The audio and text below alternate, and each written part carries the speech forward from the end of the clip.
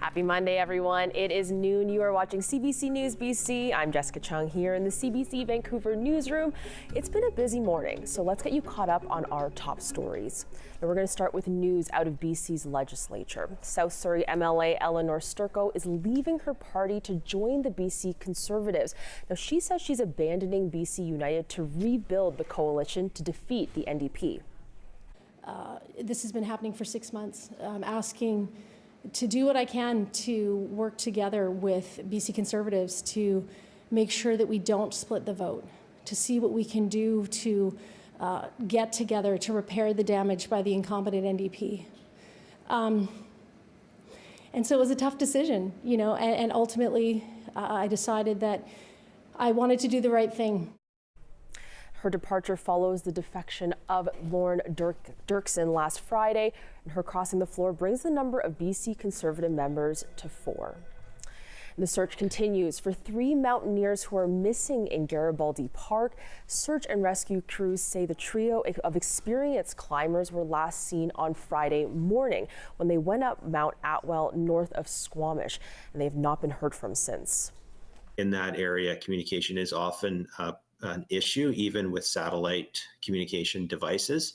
So whether the fact that we have not had communication is not a telltale sign of any sort of outcome. Like I said, we are still in a search and rescue operation. That search and rescue operation is just on pause while we wait for the weather window to allow us to go in and safely execute that operation. He says poor visibility from fog and bad weather conditions and winter conditions like avalanche risks are making it hard for crews to access the remote area, and the mountaineers have not yet been identified. And heads up for you drivers out there. New road rules are in effect today across BC to better protect pedestrians and cyclists. Now, drivers will need to keep 1 meter away from vulnerable road users, cyclists, motorcyclists, and pedestrians when passing them, and this all includes mobility scooters as well. Now, that's the rule on highways with speeds of 50 kilometers per hour or less. You have to stay around 1 meter away. But if you are going faster, you will have to keep 1.5 meters away. And if you're passing users in protected bike lanes, then you'll have to keep 0.5 meters away. And those who violate these new rules could face fines and jail time. The federal government has announced $3.5 million for programs to help protect the southern resident killer whales. Energy Minister Jonathan Wilkinson says a number of protection measures went into effect June 1st, and others will go into effect next year.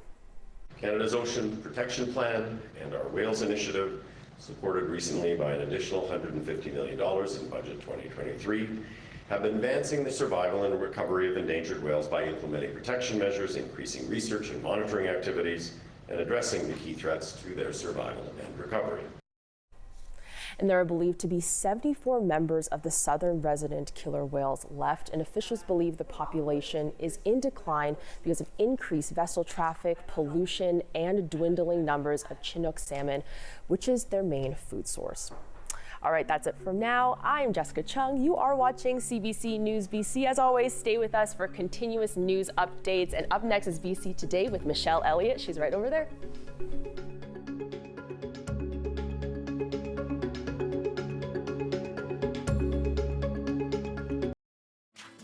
Good afternoon. Thank you for joining us. A BC political bombshell today. Elenore Sturko has left BC United for the BC Conservative Party.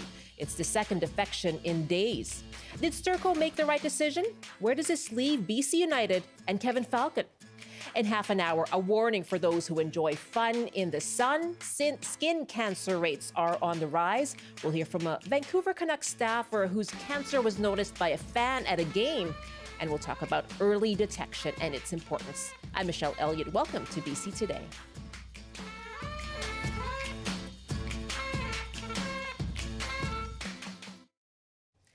Thanks for joining us. We are live on CBC Radio 1 and CBC Television. You can also watch our live stream on the CBC News app.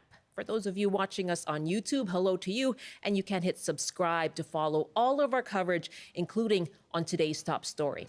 Again, Elenore Sturko crossing the floor. Did she make the right decision? We want to hear from you. What do you think this means for BC United and leader Kevin Falcon? You can call us now, 1-800-825-5950, 604-669-3733. You can hit pound 690 on your cell phone. If you'd like to email, it's bctoday@cbc.ca. Well, yes, this morning in Victoria, BC Conservative leader John Rustad confirmed the rumors that had been swirling in recent days. I'm so pleased today to have Elenore Sturko agree to come over and join the Conservative Party of British Columbia.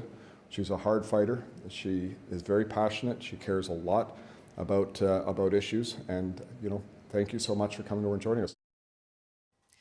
Elenore Sturko had been part of the BC United caucus and today becomes their second member to defect in less than a week. Now, Sturko says it was a tough but necessary decision. We can only ignore the polls for so long, and you can still continue to ignore the polls. But what I cannot ignore is what I'm hearing from people everywhere I go, in my constituency, outside my constituency, at every event. This has been happening for 6 months. I'm asking to do what I can to work together with BC Conservatives to make sure that we don't split the vote, to see what we can do to get together to repair the damage by the incompetent NDP. And so it was a tough decision, and ultimately I decided that I wanted to do the right thing. Now, Sturko said she's grateful to BC United leader Kevin Falcon for the opportunity she had in that caucus, but that he bears the blame for the breakdown in recent talks between BC United and the BC Conservatives.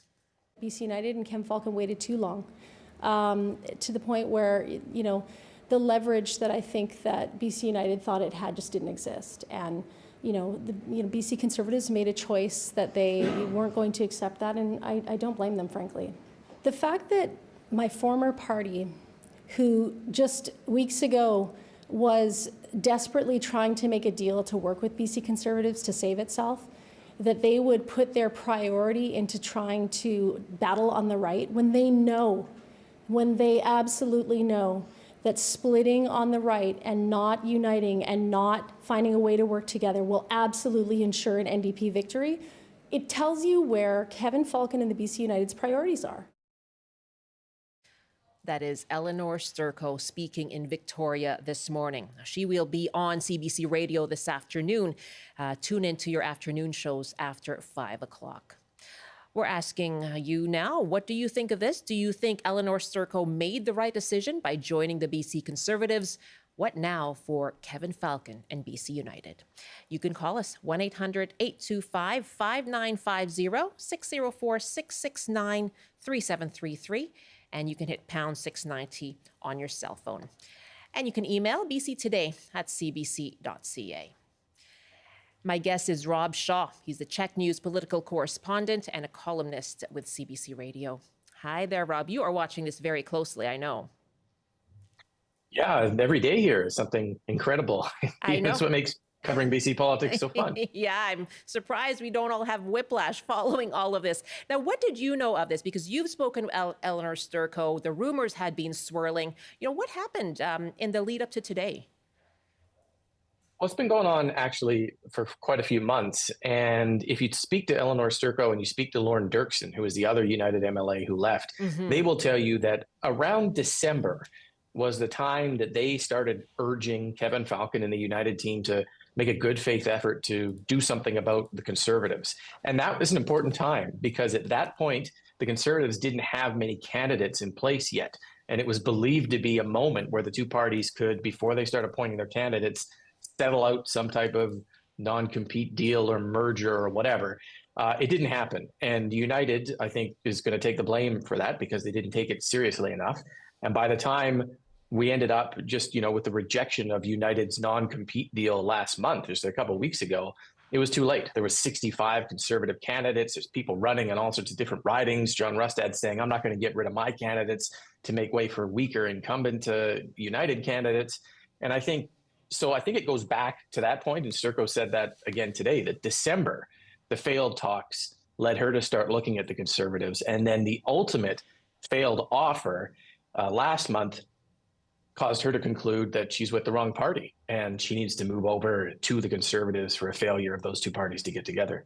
In fact, when that last offer failed and fell apart, this was when we had the statement from John Rustad on that day, right, saying in December 2023, Kevin Falcon declined our offers to discuss a possible merger with a single message stating, and I quote, F off. So signs that that was not going to happen. Parliamentary language.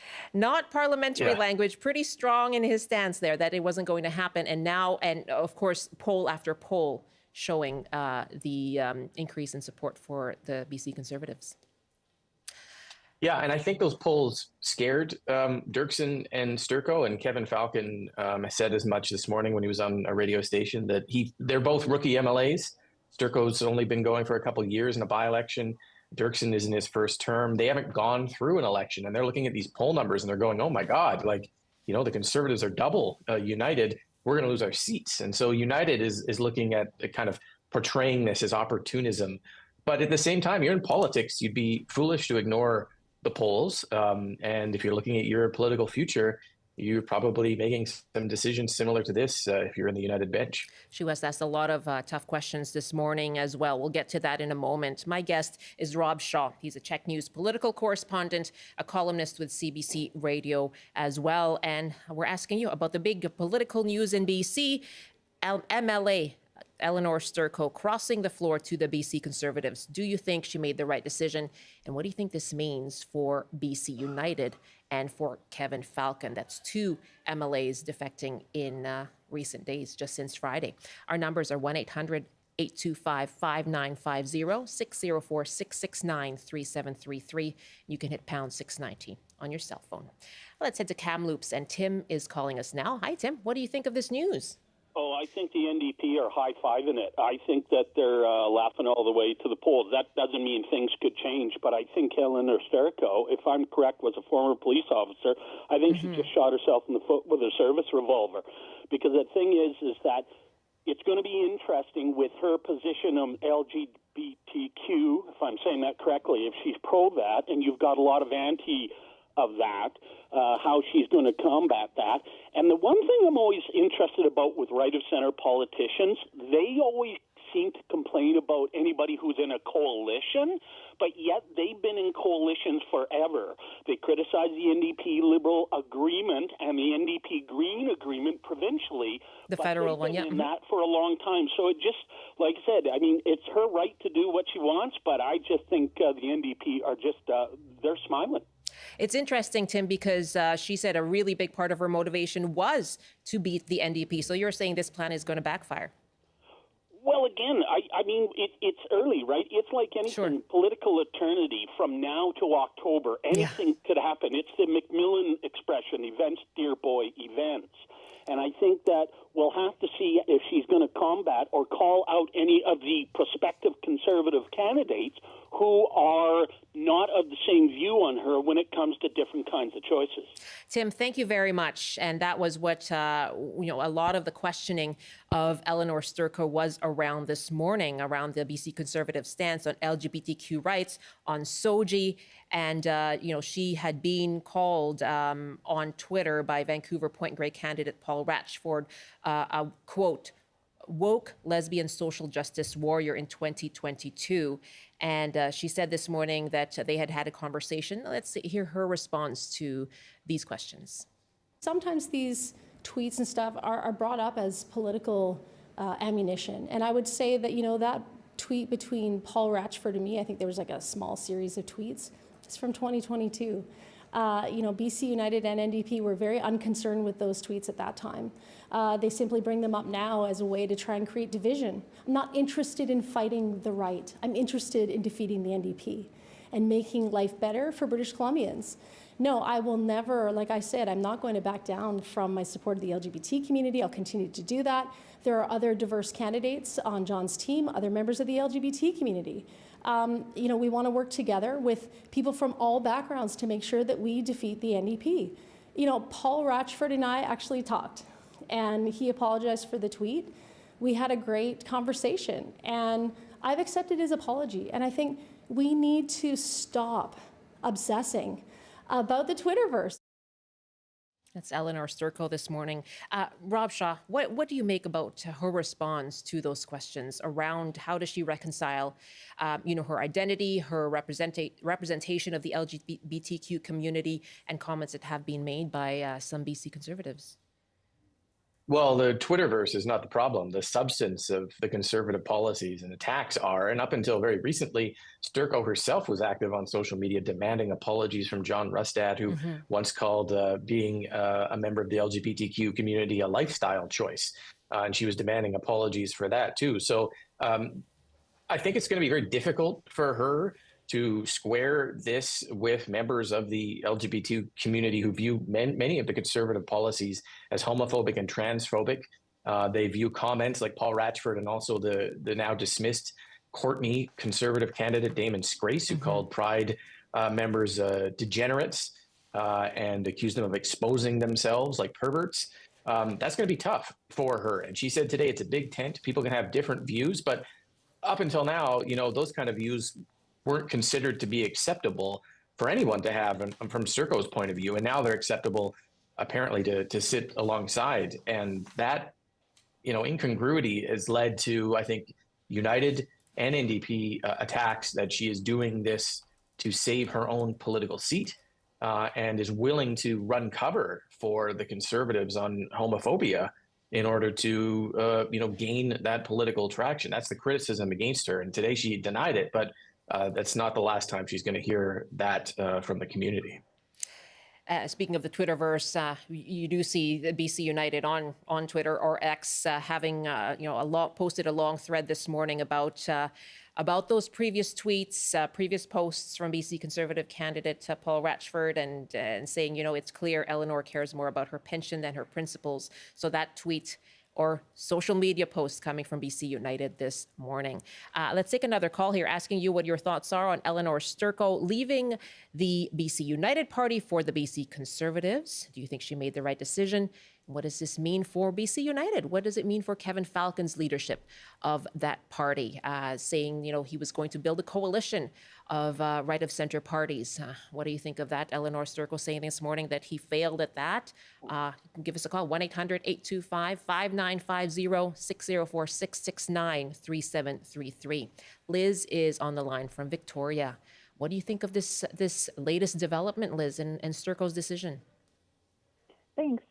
Well, as a social worker, I am concerned by it, but not surprised. And I mean, not just her decision, but in general, growing support for what is really a quite radical right-wing party. We've got climate change denial. We've got harmful ideas about social issues that, as a social worker, I know are not based on evidence. For example, supporting involuntary treatment when people are experiencing addictions.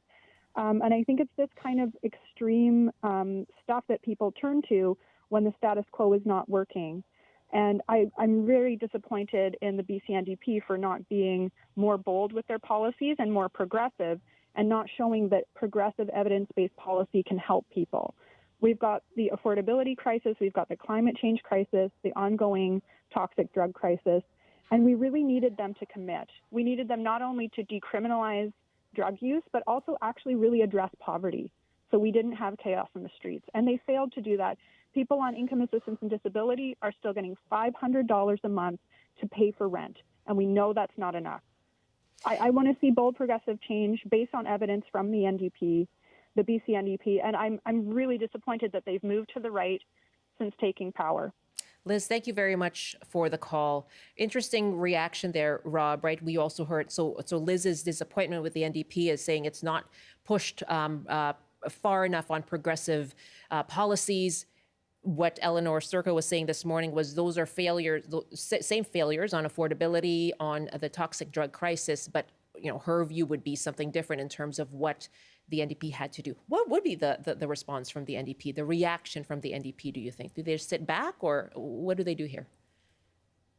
Well, David Eby was asked about the first defection late last week, and he said it's an indication that members of BC United are willing to compromise all their positions in order to stay in power. But I think your caller, hits at the core of the issue here, and that there's great disappointment in some circles about the performance of the NDP. And whether you think they've been too progressive or not progressive enough, they haven't achieved what David Eby promised at the beginning of his premiership: real world, visible results on issues like healthcare, crime, the overdose crisis, those type of things. And so that fatigue, that desire for change, which you see reflected in polls, the dissatisfaction that people have with the government on housing and affordability and those major issues, is being reflected in the rise of opposition. Now, whether it's United or Conservative, and right now it's Conservative, there is momentum. It's not coming from nowhere. It's coming from unhappiness with the performance of the NDP. And so to the extent that they are smug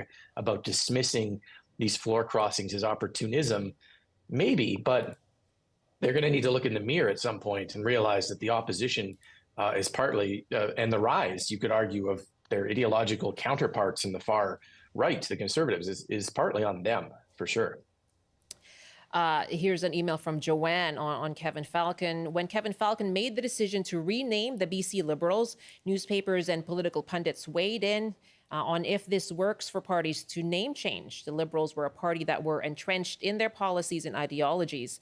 If the Liberal Party wanted to survive or resurrect from the ashes, they should not have voted for Kevin Falcon to lead the party. People have long memories, and anyone who pays attention to politics and do vote based on what they know, not what they are told or promised on the campaign trail.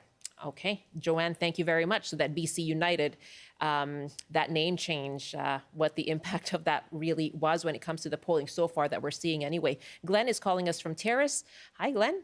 Thanks for calling. What do you think? Good afternoon. Thank you for taking my phone call, and I certainly pay attention to the provincial politics and the federal politics. In my mind, it seems like there may be a bit of confusion between the BC Conservatives and the federal.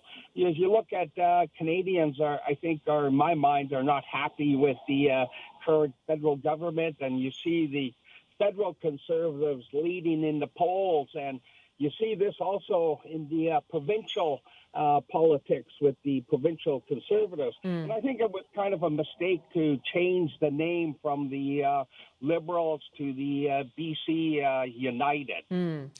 Glenn, thank you very much. It's a point we've heard before, right? Whether people are conflating the federal Conservatives with the BC Conservatives. I heard Shachi Curl speaking last week about that. Whether people know who John Restad is, just in the general public. To what extent do we know that that's happening, Rob? Well, it cuts both ways. So United wanted to eject the Liberal brand because of the decline of popularity of the federal Liberals. They don't want to be linked to that federal party. And yet the confusion about the federal provincial brand on the Conservative side is no doubt causing, in part, this massive surge in popularity for the Conservatives. Now, that's not to dismiss the Conservatives who are taking advantage of it. And John Rustad is blitzing across the province, multiple events in communities every day to capitalize on that confusion and turn it into his advantage. He's working hard on it, but you're right. The confusion is cutting both ways. And we'll look back on the United name change probably in a negative light. But at the same time, they didn't want to be linked to the collapse of Justin Trudeau and the federal Liberals and dragged under that way as well. So there perhaps was no right answer to the name change, but it has squandered any lingering, familiarity and goodwill for that Liberal name. So many emails coming in. Terry writes, yet another small furry animal hurrying off a sinking ship. What BC really needs is a credible alternative on the center left. Jan writes, a longtime Vancouver Sun columnist summed up politics in the morning. 1960s Canada as, in the Maritimes, it's history. In Quebec, it's religion. In Ontario, it's business. In BC, it's entertainment. Killian writes, anytime a representative jumps to another party, they should be required to face a by-election. More often than not, and the candidates run on this. In fact, we vote for a party, not a particular representative. Voters are owed a chance to approve of these moves. Thank you so much for all of your emails. And our next caller is Pete in Creston. Hi, Pete. Hey, how are you doing? Very well. Thanks for calling. What do you think of Elenore Sturko's move? I admire her very much for doing something like that. It takes a fair amount of guts in this day and age to stand up to a political party and make a decision to address the issues that British Columbians need. I'd like to bring to your attention, and I'll try to make this short. In 2010, I got fired by being bullied in the workplace. The Liberal government, Miss Stephanie Cadieux, Miss Moderna, they took an interest in my case as a government, and we helped legislate Bill 14. We're lacking this with this NDP government. I've phoned numerous amount of times over the issues that is the cost of living, the high carbon tax, $10 billion they collect, and there's nothing to show for it. So you're comparing the two, under BC Liberals, you had a response not getting that kind of similar engagement with the NDP. Now, Pete, thank you very much. Even with Kevin Falcon. Even with Kevin Falcon, BC United. Pete, thanks so much. Rob, just in a second here, anyone else that you're expecting? Well, there were a couple other names, Ian Payton from Delta South and Teresa Watt from Richmond, who are being courted. They both said they're staying with United. The problem is where Conservatives have candidates in ridings, again, John Rustad won't eject them to take United members, and United members are in ridings that the Conservatives think they can win, the Peace region, the North. So I'm not sure if they switch over, they're going to have to switch ridings. I think, the Conservatives would love to see it, but the damage is done to United, and they have been hit very hard by this for sure. We will continue to watch, Rob. Thanks so much. I'm sure the rest of the day will be busy too.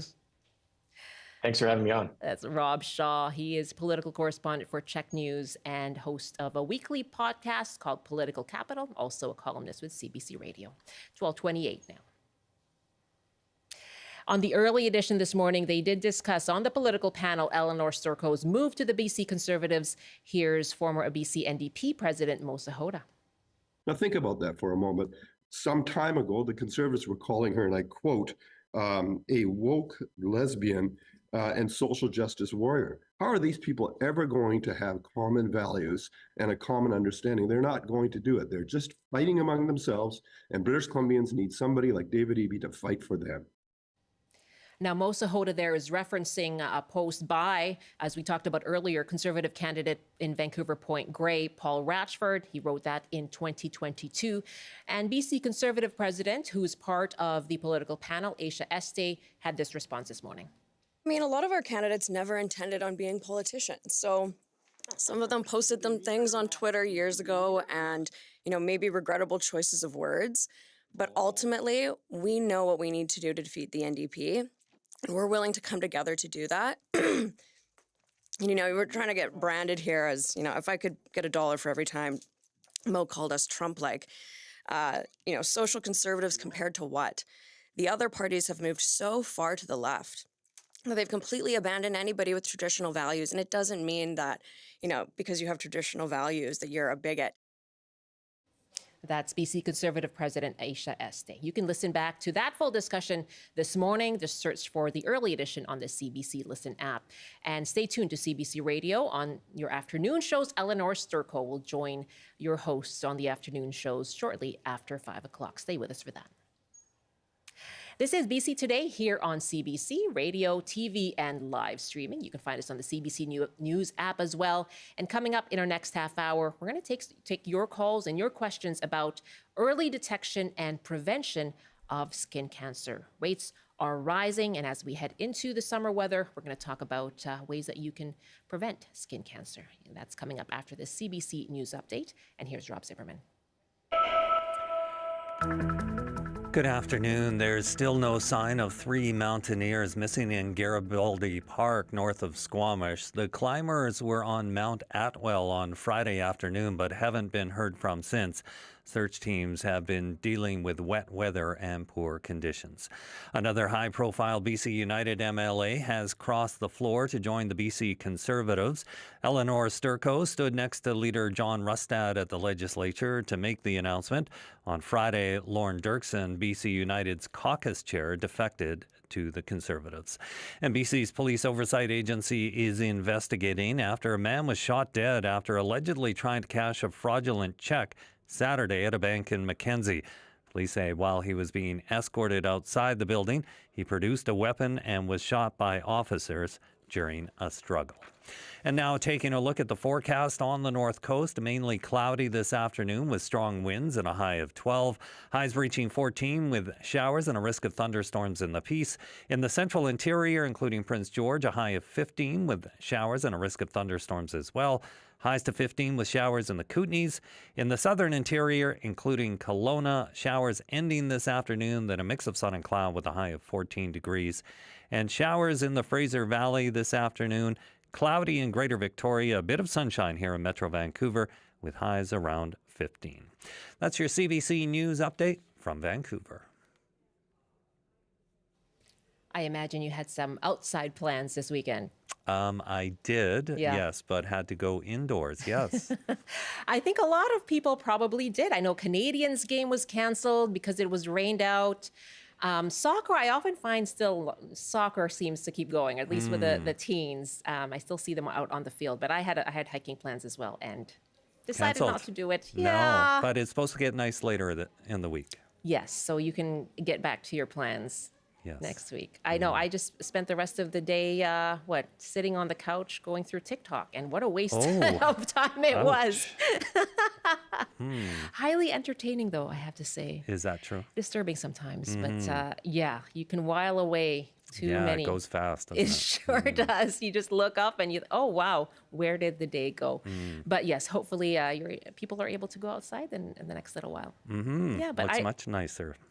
Much nicer. I was looking out the window, though, thinking, this is great. This is nice. I'm not going to complain. I can hike another time. It's kind of nice to be forced to lie around, right? It's so true. Yeah, because otherwise you're just so tempted to go outside because you can't waste a moment of sunshine. No, exactly. So it is nice to be able to sit. That's so true. Rob, thanks so much. Sure. Rob Zimmerman in the CBC Vancouver newsroom. Welcome back. You're with BC Today on CBC. We're on Radio 1, on CBC Television, live streaming too. You can catch us on YouTube and do subscribe to CBC Vancouver. And you can use the CBC News app as well. So many places to watch us. I'm Michelle Elliott.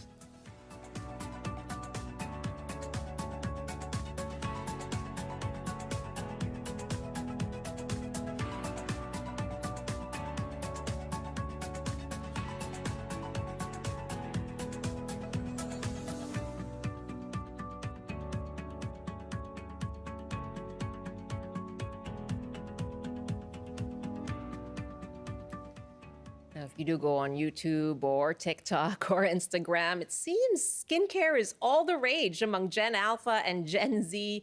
Let's hope that also means sun care and skin cancer prevention and detection. Skin cancer rates are on the rise in Canada. Every year, thousands of Canadians are diagnosed with melanoma, which is the deadliest form of skin cancer. Meanwhile, there is a shortage of dermatologists in the country. Now, as we get closer to summertime, we're taking your calls this afternoon. Now, what are your questions about skin cancer detection and prevention? And if you want to let us know how you were able to detect a skin cancer and get treatment, you can call us as well. Our numbers are 1-800-825-5950, 604-669-3733. You can hit pound 690 on your cell phone. And by email, you can reach us at bctoday@cbc.ca. My first guest has his own story to tell. Brian Red Hamilton is a Vancouver Canucks assistant equipment manager. And nearly 3 years ago, he was sitting behind the bench at a game in Seattle with the Seattle Kraken when a fan he noticed was trying to get his attention. Eventually, she got to tell him that there was a mole on the back of his neck that was cancerous. And Brian joins me now here in our studio. Hello, welcome. Hello, thanks for having me. Thank you so much for joining us. I remember this story very well because it just seemed like, wow, it was incredible to hear that someone behind you actually tried to get this message to you. Can you tell us what happened at this game? Yeah, so we were playing the Kraken, and it was a crazy environment because it was the first home game in Seattle Kraken history. So there was already a buzz in the building and a lot going on, and we were excited to be a part of it. And Nadia, who I learned her name much after, noticed a mole on the back of my neck. But the crazy part about it is that we were at opposite ends of the bench. She noticed it when I went down to the other end and handed something to our equipment manager, Pat O'Neill. As I reached my arm out to pass it to him, that it exposed my neck, and she noticed it. And I went back to the other end. And then when I was leaving the bench at the end of the period, she had typed this message and got my attention. Oh my goodness. And from my reading, she was trying to get your attention in other ways even before that. Yeah, so she had knocked on the glass, and she had, it wasn't until she put the phone right on the glass and I read it. And to be honest with you, I didn't know it was for me. I just read this message and I was like, that's weird. And it wasn't until the next day when I was at home and I asked my wife, Jess, I said, hey, do I have this crazy mole on the back of my neck? And she looked and she was like, yeah. And wow. So when you read the message, you didn't even know it was for you? No. And there's a little bit of a walk down once you leave the bench to get to the room and at the Climate Pledge Arena. So I was walking down there. I was like, is that for me? Am I supposed to tell someone? Like, what am I supposed to do with this? Wow. And then I kind of forgot about it until the next day I asked Jess. So then what happened? You talked to your wife and she said, yes, it was there. Yeah. So then I went to the doctor and had the doctor look at it, and he didn't like it. And so he said, I can pull it out, or we can send you to a dermatologist or send you to someone who will take it out and not leave it. He was worried he'd leave a bit of a scar, but I wasn't worried. It was on the back of my neck. And I said, we can take this out. Let's take it out. Sure enough, we took it out. We sent it off, and she was right. It was malignant melanoma. Oh my goodness. How shocked were you? I was shocked. I wasn't too shocked because I had pictures of it. And when I showed people pictures of it, they were like, ooh, it's a good thing you got that out. Yeah. So as I was waiting for the results, I was hoping for malignant melanoma. I was not hoping, like, I knew it could have been a lot worse. So I got really lucky in that she found it. I guess it was relatively new, and she discovered it when it was new, and I got rid of it before it turned into a lot more. What a relief to say the least, right? Yes. And later on, you tried to get a hold of her. Yeah, so we actually tried to find her privately, but we couldn't. We reached out to some Kraken season ticket holders behind the bench, but nobody knew what we was talking about. And so I wrote a letter and we put it on the Canucks social media channels, and they found her within 2 or 3 hours. Her mom actually found it and then got a hold of her. Yeah. And they couldn't get a hold of her because she was sleeping, because she volunteers, or she was working at a suicide prevention hotline. It was New Year's Eve, and so she was working there and was sleeping, and so they had to wake her up and tell her. You've met her since? I've met her, several times. Yeah. What's that been like to talk to her? And it's been great. I use the analogy, when people pay it forward, you often don't get a chance to say thank you. And I think the neatest part about meeting her and saying thank you was she felt bad that she judged my body, and she immediately after I read it, she told me she regretted doing it because she felt she might hurt my feelings. And when I got a hold of her and told her, her first thing was relief that I wasn't mad at her. Wow. And I think that's something that we all need to learn. Like, if somebody says something to you, instead of being upset or feeling judged, maybe listen to what they're saying. Because if I got upset at her and walked away, I'd still have that in me now. And if I found it now, it'd be a different story. That's a difficult position to have been in for her. Yeah. And certainly a tough one for you. But thankfully, everything, you're getting tested and everything is turning out. Yeah, I've actually had another, since I see a dermatologist regularly, I've had another one removed just a few months ago. Wow, you're really vigilant about it. Yeah, that's what educating people on skin moles has done for me. It's really educated me that, holy cow, it's not something you just look at and go, oh, that's different, and then just move on. It's very, very, very serious. That is what we're talking about today. Education and awareness around skin cancer prevention and detection. I'd love to hear from you. What are your questions? What do you need to know? And if you have a story to tell, you can call us as well. 1-800-825-5950, 604-669-3733. You can hit pound 690 on your cell phone. I'm going to go to Leanne in a moment, but let me just introduce our expert guest. Dr. Philippe Lafrancois is Director of Research in the Division of Dermatology at McGill University. Dr. Lafrancois, welcome. Hello. Thank you for joining us. You hear the vigilance now, right? That Brian has. What do you make of his story? I think it's a great story that, emphasize a few things that are positive. First, it's very hard to see dermatologists, as we know, but it's mostly good to have like a husband, wife, friend, family member that often spots those bad moles or those kind of non-bleeding early cancers that we can act on, because it's preventable, it's curable when it's done early. And I think the other thing that it tells us is that's something that is, so common, and that we will see more and more over time. That's just the way it is. More and more over time. I'm going to ask you. There are more and more skin cancer, more and more melanomas over time. The chance of having one is increasing. And why is that? Why is that? I think that some goes with some behavior. So some of those cancer, it's from behaviors, not like right now. You can be living in your basement completely covered, but when you were a teenager, kind of using oil and foil, being on the beach, kind of lobstering, being outside all the time without protection. Yes, that is a big risk factor. And then having fair skin puts you at higher risk. And, over time, these can grow sometimes over 10 plus years. So we will see more over time. Okay, let's take a call now. My guests are Brian Hamilton, Vancouver Canucks Assistant Equipment Manager. Dr. Philippe Lefrancois is Director of Research in the Division of Dermatology at McGill University. Taking your calls, what are your questions about early detection when it comes to skin cancer? And what's your experience? What is your advice for other people? Our numbers are 1-800-825-5950, 604-669-3733. You're doing okay? Oh, I'm great. Yeah. A big sigh there. Leanne is joining us from Vancouver. Hi, Leanne. Hey there. Hi. Thanks so much for calling. What did you want to share? So I've had 3 separate Mohs surgeries for basal cell carcinoma on my face.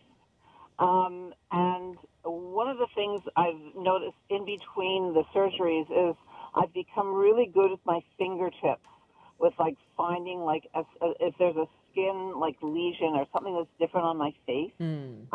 I sort of monitor it. I become really vigilant, like every day I'm checking it, and if 3 weeks it's not gone, I'm off to my dermatologist. Wow, good for you. And usually now, like, it can be removed in the office just with freezing, and sometimes not. But, yeah, it's just really taught me to be super vigilant about, like, with my fingers. They're really good. And also, obviously, tons of sunscreen always. Tons of sunscreen, absolutely. And what was it? You've had 3 surgeries already. What led you to having your first one? I had one lesion just above my lip that I had I feel like most of my life. Like I had it for, 20 years. It would come, it would go. And at some point I just went to have it seen. And it was tiny. Like on the outside you couldn't even see it. But it had spread to a point where I had to have over 60 stitches on my face to have that thing removed. Wow. And it was barely visible to the naked eye. Leanne, good for you. It sounds like you're really taking action and staying on top of it. It's great that you have access to a dermatologist as well. She's amazing. I'm That's just saying. Good. She will let me come in anytime. Like as soon as I feel something, she's like, "Don't just call and come in that day." She's incredible. I'm Leanne, very lucky. Yes, absolutely. All the best to you. Thanks so much. Thank you. That's Leanne in Vancouver. Dr. Lefrancois, so yes, she says she's now sort of an expert at it, a pro, and just using her fingers and feeling for anything different. What is your advice for how people can detect and look for or feel for anything that should be a warning?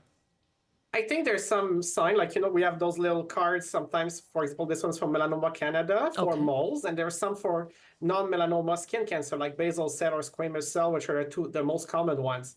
So things that are asymmetric, the border is irregular, the color have changed, the diameter is, expanding, getting bigger, and it evolves over time. For a mole, that's something that, is concerning.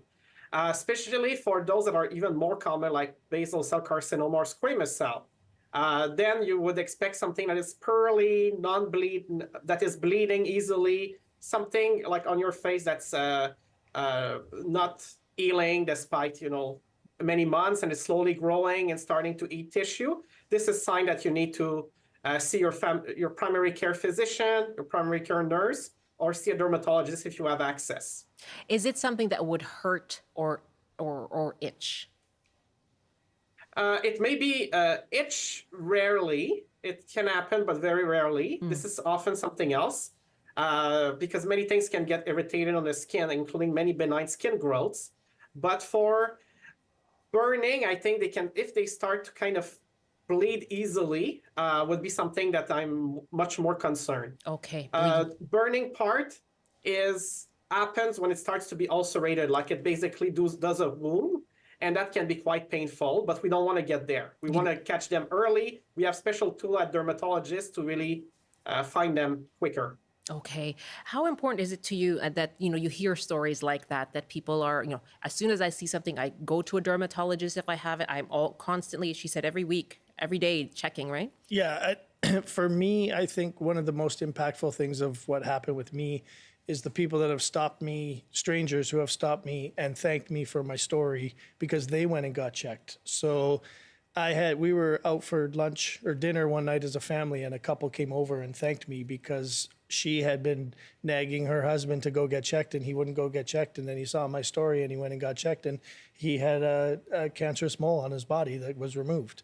I had a stranger when I was walking my dog recognize me and say, "Hey, I just want to say thank you because I've been after my wife to go get checked, and she just had one removed and we're waiting for the results." So it's amazing how many people, it's one of those things when you don't know anything about it, you don't realize the impact of it. But then as soon as you jump in a little bit, you learn how many people are affected by it and how dangerous it is. And so for me, that's why I teamed up with Melanoma Canada to get my message out there, because already I've had at least 20 people in my time either reach out to me on social media or stop me somewhere and say thank you. How does that feel? Because you've shared something very personal.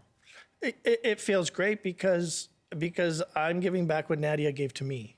And so if my story can affect 3, 4, 5 people, which it's already at least 20 that I know of, then I feel that I need to, through things like the Momobile or things that Melanoma Canada is doing, which they're doing such great things, I need to keep that message out there and keep the story out there, because if it affects 1 or 2 more people today that watch this, then that's 1 or 2 more people that are going to have a longer life or a better life or a healthier life. And so, it's one of these diseases that early prevention is such key. Yeah. And if we can all help each other, we can do a better job. The Momobile is a mobile screening clinic that has been traveling around British Columbia, and that's run by Melanoma Canada, and Brian Red Hamilton has been involved in that. Let's take another call here. David is on the line in Burnaby. Hi, David. What do you want to share about skin cancer?